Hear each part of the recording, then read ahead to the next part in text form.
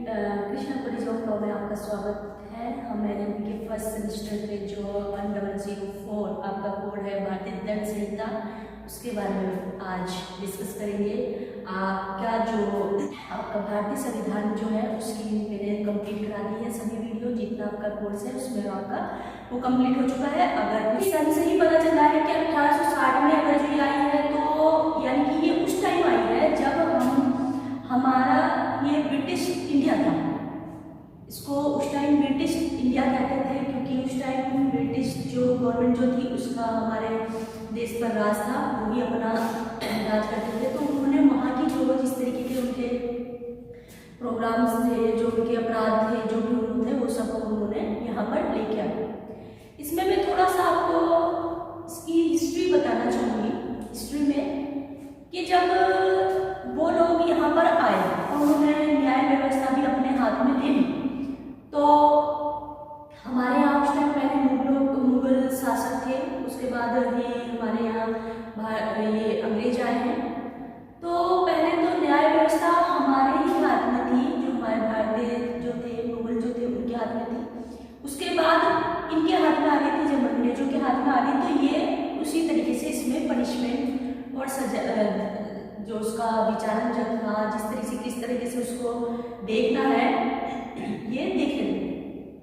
उसमें ऐसा था, अगर कोई मामला मुस्लिम समुदाय से है तो उसको मुस्लिम रीति रिवाज से उसको सॉल्व कर लिया जाता था, और अगर कोई मामला हिंदू रीति रिवाज से था तो उसको हिंदी रीति रिवाज से कर लिया जाता था। मतलब जिस तरीके का रिलीजन था उस तरीके के हिसाब से उससे कर लिया जाता था। परंतु कुछ मामले ऐसे आए जो रिलीजन के आधार पर ना आके उनमें वहां पर उनको प्रॉब्लम आनी शुरू हो गई। तो उन्होंने क्या किया, कुछ पंडित और कुछ मौलवी अपॉइंट कर लिए जो उनको गाइड करते थे और उसके आधार पर उनको सजा दी जाती थी जो अपराधी थे उनको।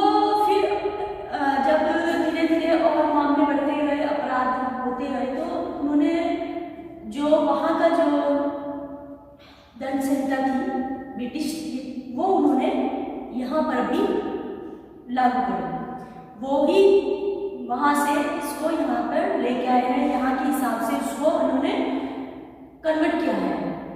तो 1860 में ये बनी थी और 6 अक्टूबर 1860 से ये हमारे देश में लागू हो गई थी।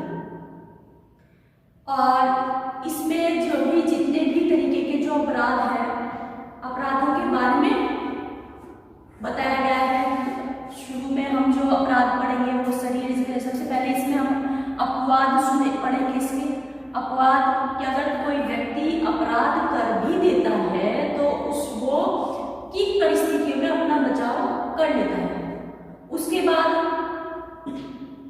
शरीर से रिलेटेड जो अपराध होते हैं उसके बारे में पढ़ेंगे हम, और उसके बाद संपत्ति से रिलेटेड जो अपराध है उसके बारे में बताया जाएगा। फिर विवाह से संबंधित जो अपराध हैं वो आएंगे। इस तरीके के जो धीरे धीरे हम इसको कंप्लीट करेंगे। इसकी फर्स्ट जो सेक्शन कहता है, सेक्शन फर्स्ट से बात करते हैं। सेक्शन फर्स्ट कहता है कि ये पहले ये था कि जम्मू कश्मीर को छोड़कर सब जगह लागू होगी, परंतु अब अमेंडमेंट आ चुका है 2019 से। अब ये जम्मू और इंडिया ये लागू होगी।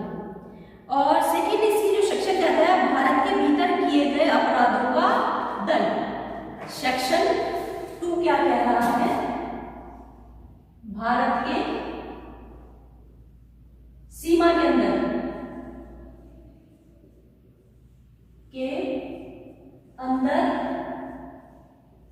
किए गए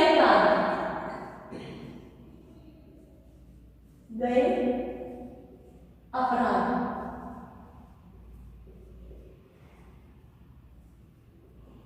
धारा 2 है।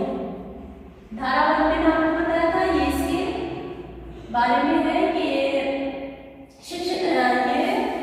पूरा जो ये संहिता है, ये जो कोड है, ये जो लागू होगा उसके बारे में बताती है। अब सेक्शन पढ़ते हैं। यह हर व्यक्ति की संविधा के उपबंधों के प्रतिकूल हर कार्य या लोग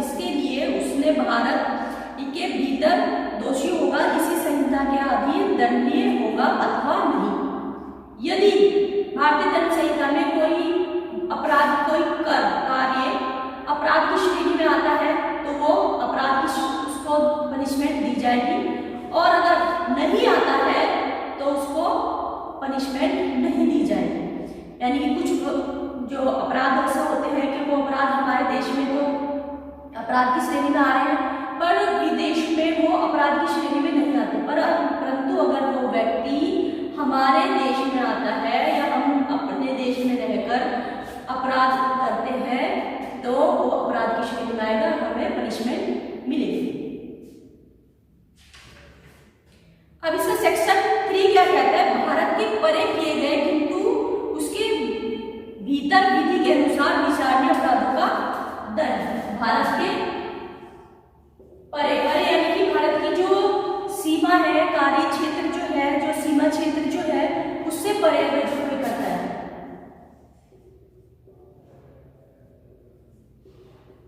परे किए गए अपराध।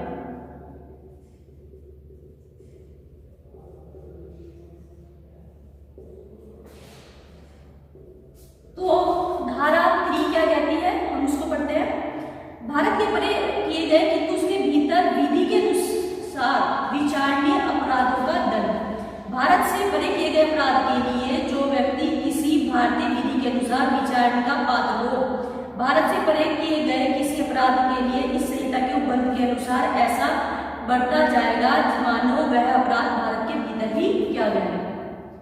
इसको मैं आपको दूसरे तरीके से समझाती हूँ। यदि कोई व्यक्ति हमारे देश में चोरी करना या फिर बात रहते द्विविवाह करना, दो शादी करना हिंदू रीति रिवाज में, उसको अपराध की श्रेणी में लिया जाता है। परंतु अगर किसी दूसरे देश में चला जाता है वह व्यक्ति और वहां जाके उसने शादी कर ली है, तो वो वहां पे तो पनिशमेंट उसको नहीं मिलेगी, क्योंकि हो सकता है वो जो जिस कंट्री में गया है वहां पे दो शादी के लिए कोई ये दो शादी अपराध की श्रेणी में नहीं आता है। परंतु जैसे ही वो व्यक्ति इंडिया आएगा तो यही माना जाएगा कि उसने जो वो अपराध किया है, इस तरीके से माना जाएगा कि जैसे उसने भारत के क्षेत्र में ही, भारत की सीमा में ही वो है अपराध किया हो, तो उसको पनिशमेंट दी जाएगी। सेक्शन 4 क्या कहता है? राज्य क्षेत्रातीत अपराधों पर संहिता का विस्तार।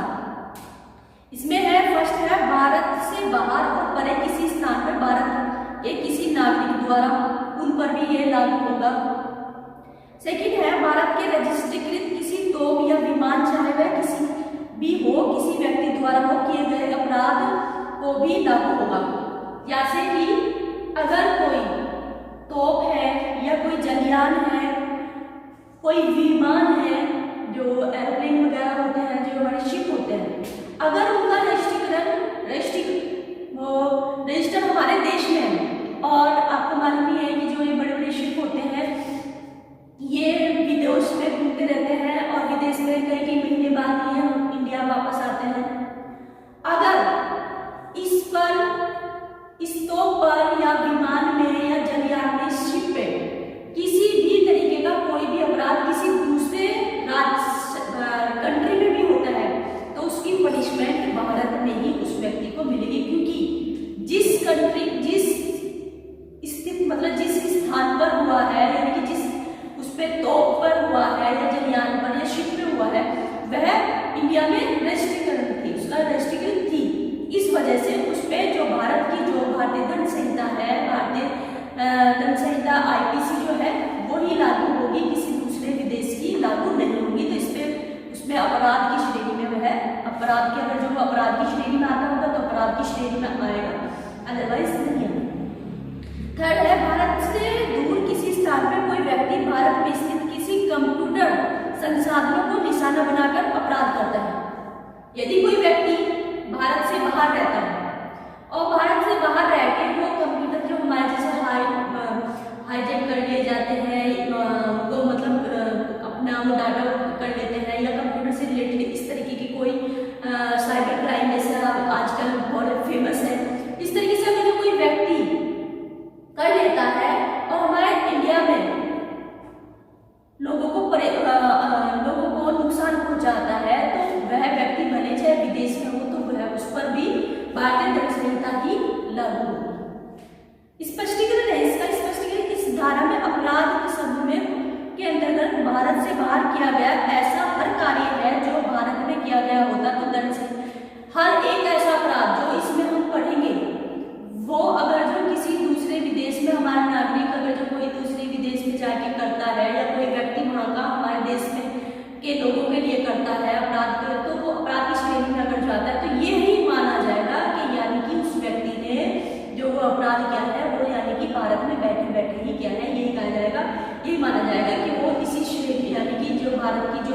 कार्य क्षेत्र है, जो सीमा है, उसी ने ही किया है।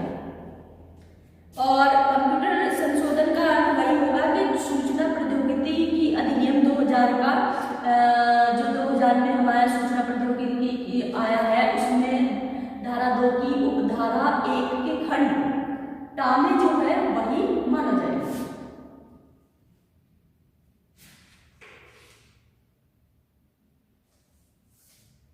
अब सेक्शन 5 जो है, सेक्शन 5 को देख लेते हैं। सेक्शन 5 हमारा कहता है कुछ विधियों पर इस अधिनियम का प्रभाव ना डाला जाना। अब वह कौन सी विधियां हैं जिसपे ये भारतीय दंड संहिता लागू नहीं होगी? अब क्योंकि स्टूडेंट्स के मन में ये आती है बात कि अभी तो हमने ये सुना है कि ये सब पर लागू होगी, पर ऐसे कौन लोग हैं, ऐसी कौन सी अधिनियम है जिसपे ये लागू नहीं होगी? तो उसमें मैं आपको बताती हूँ, इस अधिनियम में कोई भारत सरकार की सेवा के ऑफिसर जो सैनिक है, यानी हमारी आर्मी जो है, सैनिक। सेकंड जो है हमारे नौसैनिक, नेवी वाले, नेवी के जो ऑफिसर होते हैं, नौसैनिक।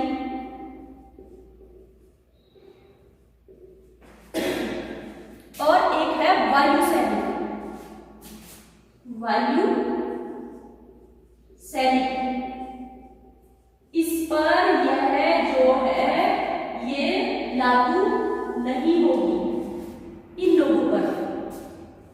क्यों नहीं होगी? क्योंकि इनके अपने अधिनियम होते हैं, अपना रूल रेगुलेशन होता है, उन पर उन्हीं तरीके से उनकी अपनी जो होंगे उसी तरीके से उन पर अधिनियम या जो भी लॉ होगा उस पर लागू होगा। या कोई जगह ऐसी है या कोई है स्थानीय अगर जो कोई प्रथा है या स्थानीय कोई संहिता है या स्थानीय कोई विशेष विधि है, तो उन पर भी ये है लागू नहीं होगी। जैसे कि हमारा सिक्किम है, वो कुछ हमारे यहाँ विशेष राज्य, जैसे जम्मू कश्मीर पहले हमारे यहाँ विशेष राज्यों के दर्जे पे आता था, तो वहाँ पे ये लागू नहीं होता था। वहाँ पर क्या होता था, वहाँ पे उनकी जो अपने रीति रिवाज थे, जो अपने जो तरीके थे पहले से चलते जो आ रहे हैं, वही लागू होता था, ये लागू नहीं होता था। अब इसमें छोटी छोटी सी डेफिनेशंस है, वो डेफिनेशन जो है, अब ये जो हमने पढ़ा था ये अध्याय फर्स्ट था, अध्याय 1। अब जो हम पढ़ रहे हैं अध्याय 2, इसमें छोटी छोटी सी डेफिनेशन दी गई है। वो डेफिनेशन क्वेश्चंस में जो हमारे 5 मार्क्स के जो हमारे क्वेश्चन आएंगे उसमें आती रहती है, उसमें मैं आपको कुछ भी करा देती हूँ या इम्पोर्टेंट बता देती हूँ जो इम्पोर्टेंट है, और फिर वैसे मैं पढ़ भी देती हूँ उसमें कुछ। इसमें 6 है, संहिता में भी परिभाषा में अपवादों के अधीन समझा जाना। यह कि संहिता में सवर्ण अपराध की हर परिभाषा, हर उपबंध, हर ऐसी परिभाषा या दंड उपबंध का दृष्टांत साधारण अपवाद शीर्षक वाले अध्याय के अंतर्गत अपराधों के अधीन समझा जाएगा, चाहे उन अपवादों को ऐसी परिभाषा, दंड संहिता या दृष्टांत में दोहराया ना गया। 7 है, इसमें एक बार स्पष्टीकृत पद का भाव, हर पद जिसका स्पष्टीकरण इस संहिता के किसी भाग में किया गया है, इसमें अनुरूप किसी के अनुरूप होगा। एक इसमें है 8 लिंग के बारे में, जेंडर के बारे में बात हुई है, तो ये थोड़ा सा इम्पोर्टेंट है, इसमें आगे कभी कभी क्वेश्चन आ जाता है। इसमें पुल्लिंग वाचक शब्द जहां प्रयोग किया गया वहां हर व्यक्ति के बारे में लागू होगा, चाहे वह नर हो या नारी। सेक्शन 8 अगर कहीं पे लिखा हुआ आएगा, जब हम ये सेक्शन पढ़ेंगे कि किसी भी लिंग का अगर कोई व्यक्ति इस तरीके का कोई अपराध करता है, तो उसमें मेल फीमेल दोनों की बात चलती होगी, उसमें अलग से नहीं बताया जाएगा, मेल और फीमेल दोनों के बारे में बताया जाएगा। 8 में है वचन नहीं आता है। 10 में है पुरुष स्त्री, पुरुष का शब्द पुरुष स्त्री का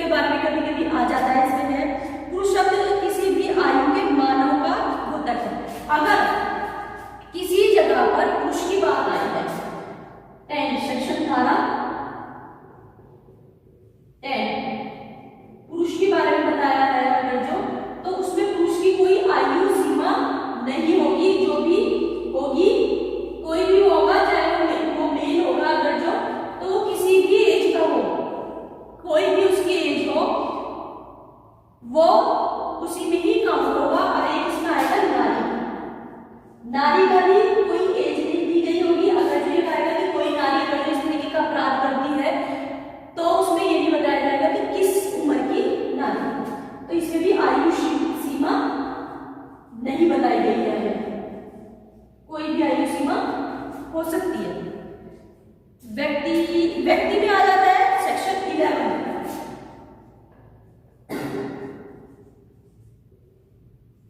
व्यक्ति में इसमें जो हमारी कंपनीज होती हैं उनके बारे में है। जो कोई कंपनी, समागम या व्यक्ति, निकाय, चाहे वह निगमित हो या नहीं, व्यक्ति सबके अंतर्गत आएगा।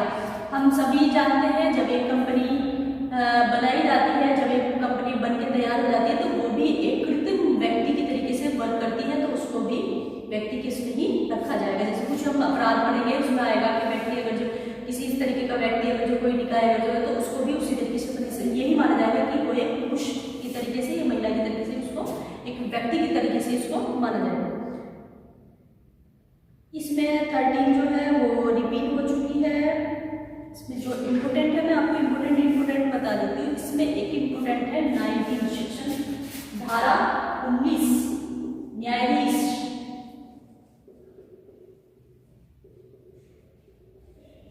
न्यायाधीश के बारे में बताया गया है इसमें सेक्शन 19 में। अब न्यायाधीश कौन होगा उसके बारे में बताया गया है।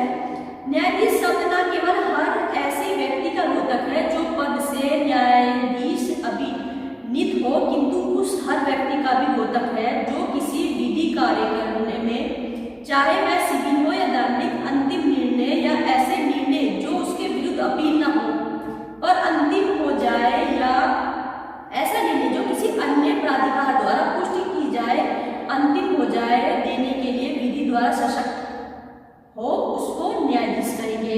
और इसमें लिखा हुआ एक और है अथवा जो व्यक्ति निकाय में से एक हो, जो व्यक्ति निकाय ऐसे निर्णय देने के लिए विधि द्वारा सशक्त किया हो, जिसको विधि द्वारा सशक्त किया गया हो, जो निर्णय देने के लिए उसमें इतनी वह हो कि वो निर्णय दे सकता है, उसके निर्णय के खिलाफ कोई अपील नहीं हो, तो उसको न्यायाधीश कहेंगे।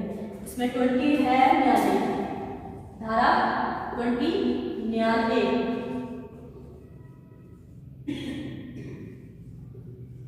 न्यायालय के बारे में क्या है वो पढ़ लेते हैं। न्यायालय सबसे न्यायाधीश का है जिसमें अकेले ही को न्यायिक कार्य करने के लिए विधि द्वारा सशक्त किया गया हो, या न्यायाधीश निकाय या जिसके एक निकाय के रूप में न्यायिक कार्य करने के लिए विधि द्वारा सशक्त किया हो, जबकि ऐसा न्यायाधीश या न्यायाधीश निकाय न्यायिक कार्य कर रहा हो बोधक है। अगर कोई स्थिति ऐसी हो गई है कि किसी न्यायाधीश को अपना स्थान चेंज करने की जरूरत पड़ गई है और वह अपना स्थान चेंज करके कहीं और उस मामले को सुनना चाहता है, तो उस जगह को, जिस जगह पर वो बैठा है, तो उसको भी उस टाइम न्यायालय की श्रेणी में ही पाएगा। एक इसमें 941 जो है ये वेरी इंपॉर्टेंट है, लोक सेवक। लोक सेवक के बारे में काफी बार पूछा जाता है। इसमें हर एक वो व्यक्ति जो गवर्नमेंट से रिलेटेड, जो हमारे जनता के लिए वर्क कर रहा है, लोग के हित के लिए काम कर रहा है, भले ही चाहे वो पैसा ले रहा है, सैलरी ले रहा है या नहीं भी ले रहा है, तो वह भी लोक सेवक की ही श्रेणी में आएगा। यदि एक व्यक्ति संविदा पर है तो जिस टाइम तक वह संविदा पे रहेगा तब तक वह लोक सेवक कहलाया जाएगा। जैसे वॉलंटियर्स होते हैं जो गवर्नमेंट्स का वर्क करते हैं, तो उनको भी उस टाइम लोक सेवक ही कहा जाएगा, भले ही चाहे वो पैसे ले या नहीं ले। तो ये सब हमारा इसमें आता है। इसमें एक है 23 सदोष लाभ, 23 धारा 23 सदोष लाभ या सदोष हानि, लाभ पब्लिक हानि। ये भी थोड़ा 5 नंबर के हमारे क्वेश्चन आएंगे उसमें पूछ ले जाते हैं।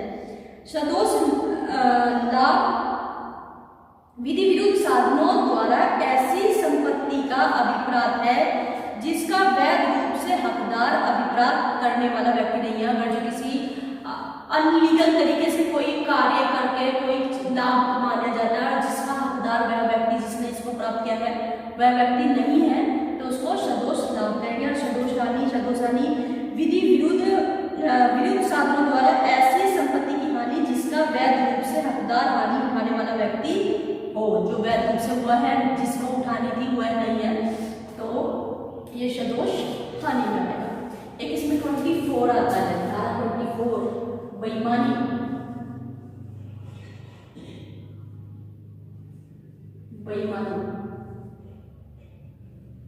बेईमानी से कोई भी, अगर जो हम आगे जब पढ़ेंगे तो उसमें आएगा कि बेईमानी से अगर जो कोई काम करता है तो बेईमानी के बारे में बताया है।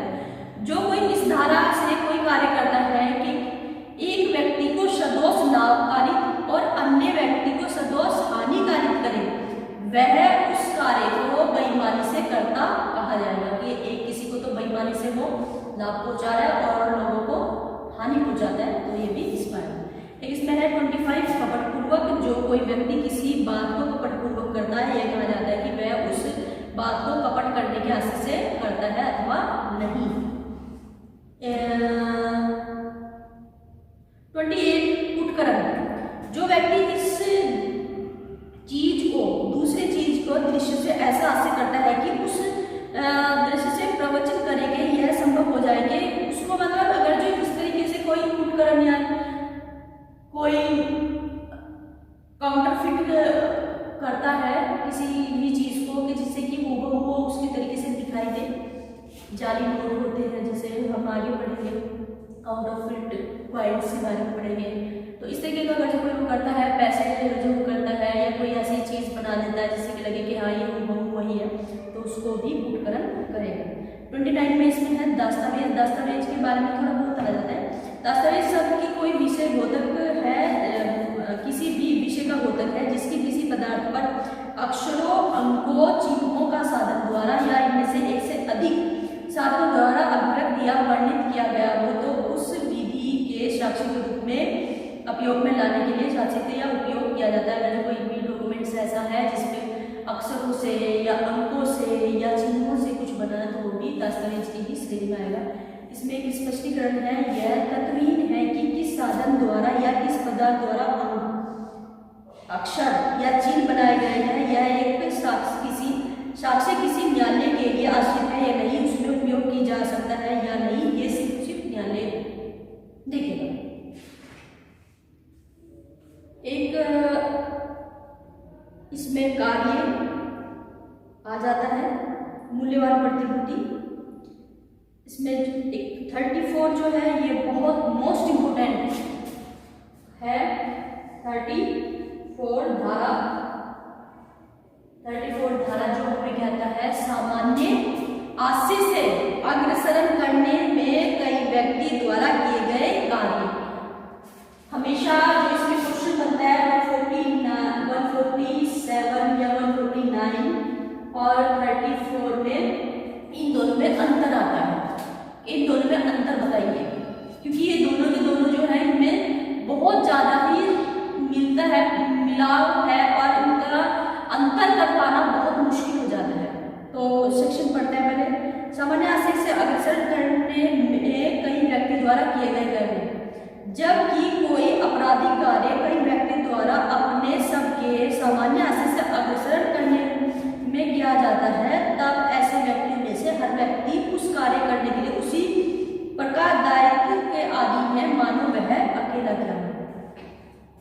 अगर 4-5 लोग मिलके किसी व्यक्ति को मार रहे हैं और उनमें से एक व्यक्ति वहीं पर ही खड़ा हुआ देख रहा है, वो है उनका साथी, और जिस व्यक्ति को वो मारे थे उस व्यक्ति की डेथ हो गई, तो वो जो व्यक्ति खड़ा हुआ है वो इस तरीके से अपना बचाव नहीं कर सकता कि मैंने तो उसको मारा भी नहीं है और वो ये जो मारने वाले ये लोग थे, ऐसे नहीं होगा, क्योंकि उसका आशय भी ये था कि इसको मारा जाए।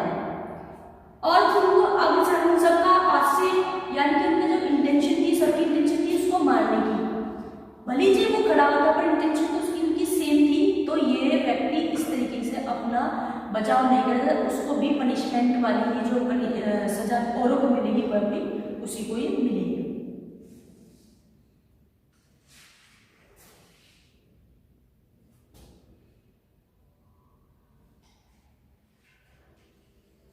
इसमें एक है 39, धारा 39 स्वेच्छा से।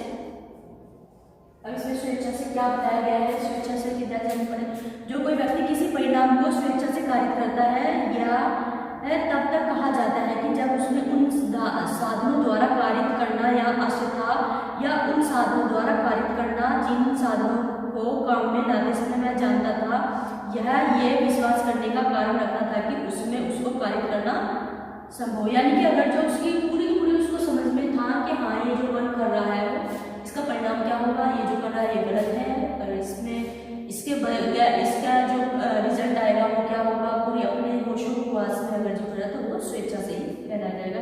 एक इसमें 40 आता है अपराध के बारे में। विशेष विधि आता है, कभी कभी आ जाता है विशेष विधि, वह विधि है जो किसी विशिष्ट विषय को लागू करती है। विशिष्ट विधि ये जैसे कभी कभी ही कुछ ऐसे होती है कि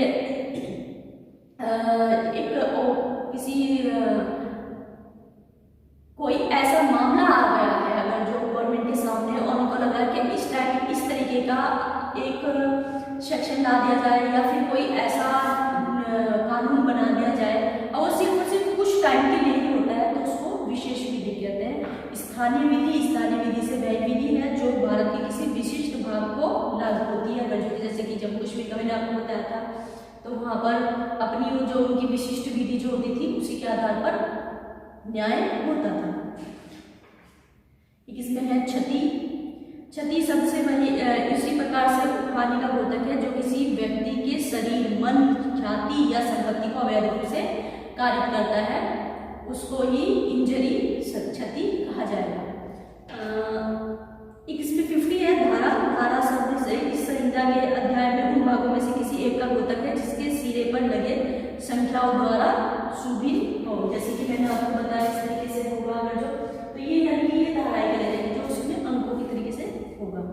एक इसमें है सद्भावना पूर्वक, जो कोई सद्भावना पूर्वक की गई या विश्वास की गई नहीं कही गई, जो सामयिक सतर्कता या ध्यान के बिना की गई या विश्वास में अगर सतर्कता से की गई है कोई वर्क और अपने निजी ज्ञान से अगर जो क्या है और सारी बड़ी केयरफुली वर्क अगर कर रहा है तो उसको सतर्कता करेंगे।